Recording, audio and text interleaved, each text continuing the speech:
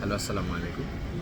আজকের ভিডিওটি হচ্ছে তাদের জন্য যারা কোচিং করার জন্য এইচএসসির পরীক্ষার পরে অ্যাডমিশন দেয়, তাদের জন্য আর কি। ভর্তি পরীক্ষা যারা দিবে, তো হচ্ছে এইচএসসি পরীক্ষার পরে অনেকেই বিভাগীয় শহরগুলোতে আসে, যেমন চট্টগ্রাম, ঢাকা, রাজশাহী, এগুলোতে হচ্ছে কোচিং সেন্টারগুলো থাকে ভালো, তো ওইখানে পড়াশোনা হয়। তো ওইখানে আসার পরে অনেকে ভাবে যে হচ্ছে অমুক বন্ধু অমুক তমুক, সে তো নটরডেম থেকে পড়ে আসছে, অমুক সে তো হচ্ছে Dhaka cantonment, BF Shaheen, milestone অমুক জায়গা থেকে পড়ে আসছে, তারা টাকা দিয়ে পড়ে আসছে, বা তারা হচ্ছে যে ভালো স্টুডেন্ট, বা তাদের ফিডব্যাক খুব ভালো আমার থেকে, তাই বলে যে আমি পারবো না এরকম না।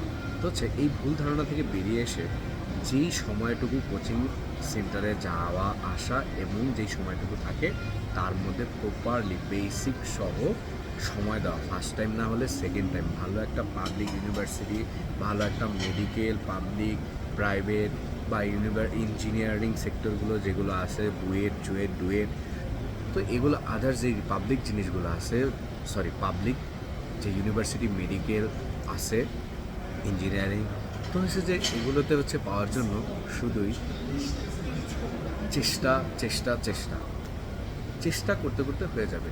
ভুল ধারণা থেকে বেরিয়ে আসা উচিত যে হচ্ছে সে ওইখান থেকে পড়ে আসছে বলে সে খুব ভালো একটা ছাত্র, আমি পারবো না, এরকম যাতে না হয়।